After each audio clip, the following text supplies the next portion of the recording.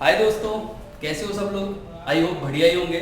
मेरा नाम है रवि बिजवानी और आप देख रहे हो फिल्टर ज्ञान। यहाँ पे लिख नहीं रहा है पर आप देख रहे हो, है ना। तो मैं आपको आज बहुत ही इंपॉर्टेंट मुद्दे पे बात करने वाला हूँ आपके साथ। तो ये मुद्दा जो है ये एक डाटा से जुड़ा हुआ है। ये डाटा ये कहता है कि जितने लोग अच्छा कर रहे हैं, जितने बच्चे अच्छा कर रहे हैं 12th के साथ और 12th में, उनमें से भी 70% लोग वो हैं जिनका 11th अच्छा नहीं गया, या फिर उनको बहुत लेट पता चला कि हाँ यार 11th भी बहुत ज़रूरी है। तो मैं बात करूँगा, मैंने उन लोगों से डिस्कशन भी किया है। मैं पिछले 5 साल से अपनी एक फील्ड में अकेडमिकली पढ़ा रहा हूँ, तो ये मेरा भी एक्सपीरियंस है। मैं भी इस दौर से गुजर चुका हूँ कि जब मेरा भी 11th अच्छा नहीं गया, बाकी अभी काफ़ी ठीक ठाक चल रहा है। तो दोस्तों, मैं आपको 2 मुद्दों पे बात करूंगा। पहला मुद्दा ये है कि मैं आपको बताऊंगा कि हमारे साथ ऐसा क्या होता है कि 11th को हम बहुत हल्के में लेने लग जाते हैं। ऑफ कोर्स कई लोग कहते हैं कि सर ये बोर्ड की क्लास नहीं है, नॉन बोर्ड है।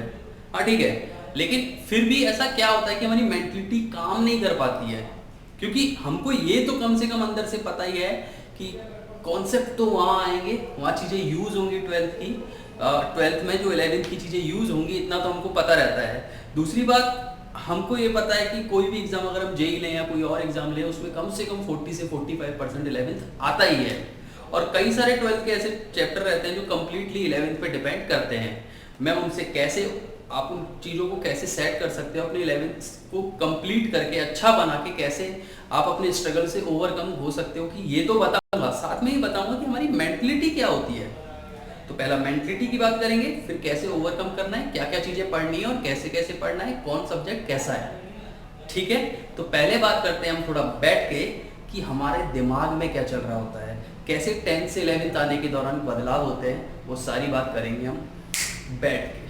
आओ दोस्तों, बात करते हैं। सबसे पहले तो जो बात है वो है कि सबसे पहले रिलैक्स होना है।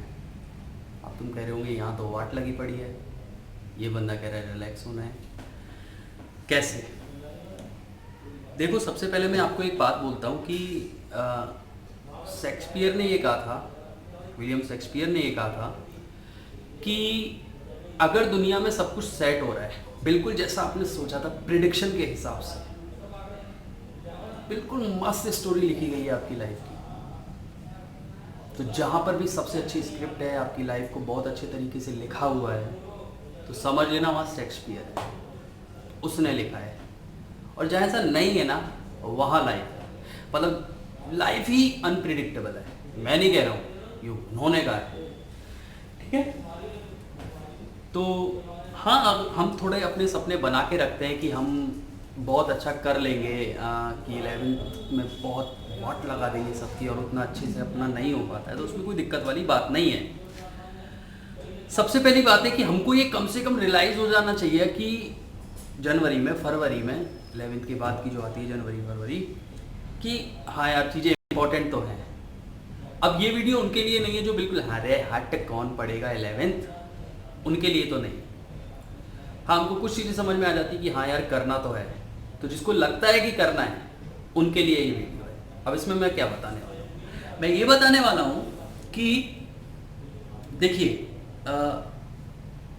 आप एक मोगली हो, मैं सिर्फ कंपेयर कर रहा हूँ, और करियर जो है एक जंगल है। आपको जंगल को पार करना है, जैसे मोगली को जंगल पार करके अपने घर जाना होता है, उसी तरीके से आपको भी एक करियर का एक मतलब एक पूरा सेटअप, पढ़ाई, स्ट्रगल, लास्ट तक एक जंगल है, उसमें से आपको बाहर निकलना है। ठीक है, निकलना है। अब क्या होता है कि अब आप इसकी तुलना ऐसे करो कि जब आप 8 से, जब अपना दिमाग अपना काम चालू करते हो कि हाँ यार 8 से मुझे सारी चीज़ें समझ में आ रही है, तो जब आप स्टार्ट करते हो तो 8 से 10 तक आप बहुत दौड़ते हो, इस पेड़ से उस पेड़ तक, इस पेड़ से उस पेड़ तक, उससे उससे उससे आगे तक। आप धीरे धीरे अपने अंदर डेवलपमेंट लेके आते हो, क्योंकि 8 से 9 बहुत बड़ा गैप होता है, बहुत चीज़ें बदल जाती है, सिलेबस एकदम एक्सट्रीमली चेंज हो जाता है, तो आपने वो सारी चीज़ें देखी हुई हैं। अब क्या होता है कि आप एक ऐसे पेड़ पे लटक गए हो जो है 10th का पेड़, आपने उस पर बहुत अच्छी मेहनत करी। अब जब 10th से सीधा 12th पे जाना चाहते हो तो बीच में एक नदी पड़ती है, वो नदी आज तक आपकी लाइफ में नहीं आई हुई है, मोगली की लाइफ में वो नदी नहीं आई हुई है। उस नदी को जब आप पहली बार देखते हो तो आपको लगता है यार अरे स्विंग करके वहाँ जाएंगे, मज़ा आ रहा है। तो वो आपकी लाइफ का एक ऐसा जोन होता है जहाँ पर आपके हार्मोनिकल काफ़ी चेंज आते हैं, आपको बहुत सारी चीज़ें उसी समय ही दिमाग में पंप अप होती है, पॉपअप होती है। तो अगर ये सारी चीज़ें हो रही होती है तो आपको लगता है चलो स्विंग करते हैं, नदी में रंग बिरंगी मछलियाँ हैं उनको देखते हैं, आनंद लेते हैं, मस्ती करते हैं।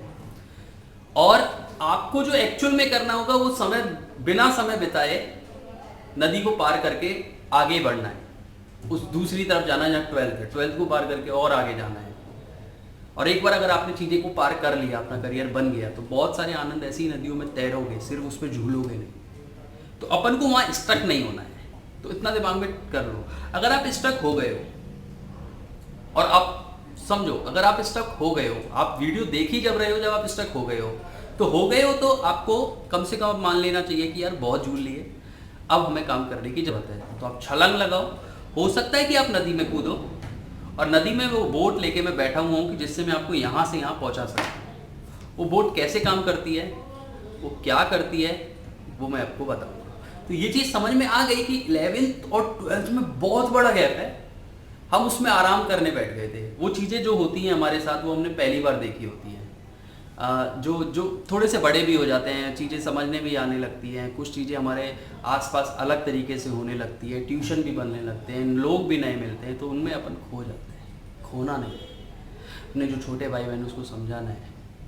आप अगर आप पेरेंट हो तो उनको समझाना है कि हाँ यार ये चीज़ है, आप एक एग्जाम्पल ऐसे ले सकते हो। और जब तक हम एक डाली को छोड़ के दूसरी डाली पर नहीं जाएंगे तो वहीं लटके रहेंगे ना यार, या नदी में डूब जाएंगे। आगे बढ़ना है तो ये डाली छोड़ के वो डाली जाना पड़ेगा, और उसके लिए मेहनत चाहिए। तो ऐसे मोगली बनिए कि हाँ यार अभी तो जंगल पार करना ही है। तो आई थिंक आप समझ गए होंगे। बाकी अगर प्रिडिक्टेबल नहीं रही है आपकी लाइफ तो कोई डरने की बात नहीं, यही लाइफ है। अगर सब कुछ प्रिडिक्टेबल है तो मस्त मूवी चल रही है 3 इडियट, आपकी लाइफ ही मस्त चल रही है। तो अब मैं बताता हूँ आगे कि कैसे 11th 12th में केमिस्ट्री को सेटलमेंट करें और अपना अच्छा सेट करें, और सब्जेक्ट के बारे में भी बताऊँगा आगे। करते हैं, आते हैं, देखते हैं कैसे।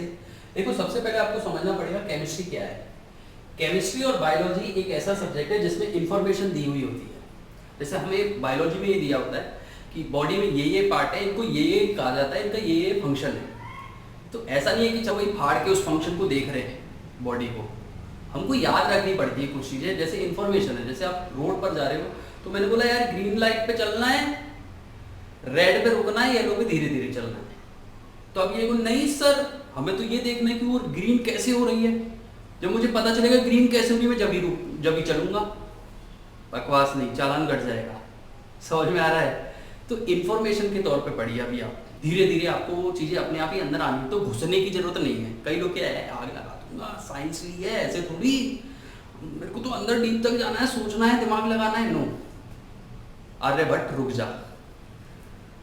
तो केमिस्ट्री और ये इन्फॉर्मेशन है, इन्फॉर्मेशन के बाद एप्लीकेशन होता है। और अगर ये वीडियो अगर आप देख रहे हो तो आपके पास उतना समय नहीं है कि आप एप्लीकेशन कर सको। इन्फॉर्मेशन लो, चीजें सेट करो और आगे बढ़ो। फिजिक्स और मैथ दोनों एक जैसी होती है, जिसमें कॉन्सेप्ट होते हैं और कॉन्सेप्ट के हिसाब से प्रैक्टिस करते हैं। Concept plus practice.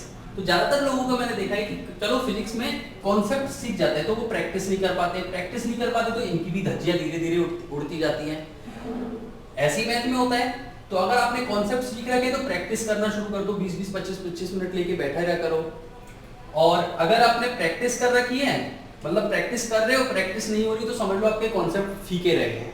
तो कॉन्सेप्ट सीखिए, टॉपिक देखिए। अब जैसा नहीं है कि पूरी पूरी बुक ही फाड़ डालनी है, आप ऐसा करिए धीरे धीरे पढ़िए। धीरे धीरे मतलब जैसे रोटेशनल एक टॉपिक है तो उसमें 4-5 टाइप से क्वेश्चन आते हैं। उन क्वेश्चंस को पहले देख लीजिए किस किस पे क्वेश्चन कैसे कैसे पूछ रहा है, फिर उन टॉपिक को पढ़िए, वो टॉपिक को नेट पे सर्च कीजिए, उनके हिसाब से नोट्स सेट करिए।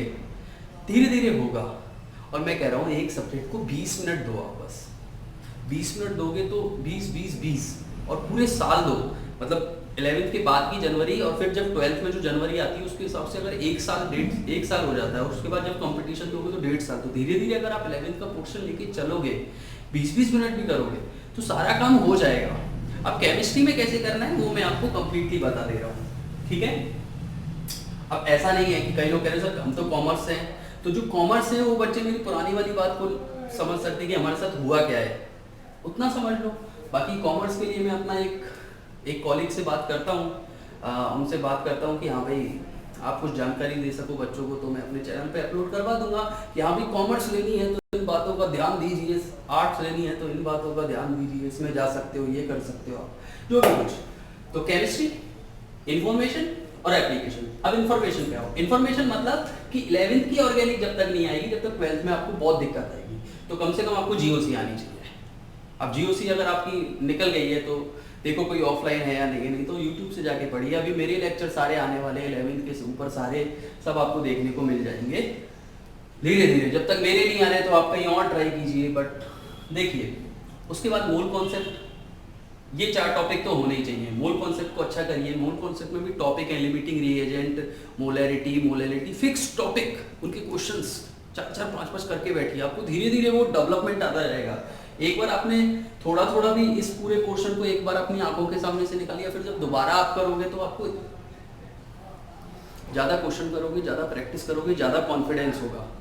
ठीक है। Mole concept, atomic structure, periodic table, chemical bonding, ये 4 चैप्टर कर लीजिए और एक जीओसी कर लीजिए। इनका बेसिक पता होना चाहिए कि हाँ भाई थर्मोडायनेमिक है क्या, एनर्जी का एक्सचेंज जिनको अपन मैथमेटिकली कैलकुलेट कर रहे हैं। इक्विलिब्रियम क्या है, हाँ भैया एक पॉइंट ऐसा आ जाता है रिएक्शन का यहाँ पे फॉरवर्ड और बैकवर्ड सेम हो जाती है, मतलब इक्वल हो जाती है, और कांस्टेंट हो जाते हैं रिएक्टेंट एंड प्रोडक्ट। उसमें के क्या होता है, केपी क्या होता है, केसी क्या होता है, बेसिक छोटी छोटी चीजें देख लो। मतलब 5-6 बार अगर आप नोट्स को एक बार सरसरी निगाहों से देख लोगे, एक बार थोड़ा समझ लोगे, ऑनलाइन 2-4 लेक्चर पढ़ लोगे तो सब हो जाता है यार, सब हो जाता है। ये कर लिए, ये कर लिए, ये 4 चैप्टर कर लिए, जीओसी कर लिया, फाड़ दोगे मैं कह रहा हूँ। अब ऐसा नहीं है कि यार हमने अपनी पूरी लाइफ ही जंड कर दी है, 11th पूरा निकल गया, जनवरी तक कुछ किया नहीं, तो कम से कम बच्चे को 20% तो आ जाता है। थोड़ा और मेहनत करेगा 80%, और 12th तक पूरे 100% ना कवर कराया, और अगर सीरियस है कवर नहीं कर पाया तो 90% तो कवर करेगा। और इतना इनफ है यार किसी भी कंपटीशन की धज्जियां उड़ाने के लिए, बट आपको पॉजिटिव रहना पड़ेगा, नेगेटिव नहीं। तो आई थिंक मेरे हिसाब से जो मैं समझाना चाह रहा हूँ आपको आ गया। इंफॉर्मेशन जो आ रहा है लेते जाओ, लेते जाओ, लेते जाओ, पढ़ते जाओ, पढ़ते जाओ, लिखते जाओ, लिखते जाओ। इसमें कॉन्सेप्ट सीखो, बिना कॉन्सेप्ट के कुछ नहीं होगा। कॉन्सेप्ट अगर आ गया तो अगर आपको प्रैक्टिस करनी पड़ेगी, नहीं तो कॉन्सेप्ट की भी धज्जियां उड़नी पड़ेगी। और प्रैक्टिस नहीं हो रही मतलब कॉन्सेप्ट नहीं सीखा आपने। जब कॉन्सेप्ट सीखो, आपने पूरा पढ़ लिया, फिजिक्स जान लगा दिया आपने, अरे यार फिजिक्स में मजा आ रहा है, पता लगा कॉन्सेप्ट नहीं मिल रहे हैं, प्रैक्टिस नहीं हो रही है। क्योंकि प्रैक्टिस होगी ही नहीं, क्योंकि आपने इमेजिन नहीं किया है फिजिक्स को, आपने कॉन्सेप्ट नहीं सीखे। सेम मैथ का हाल चाल है।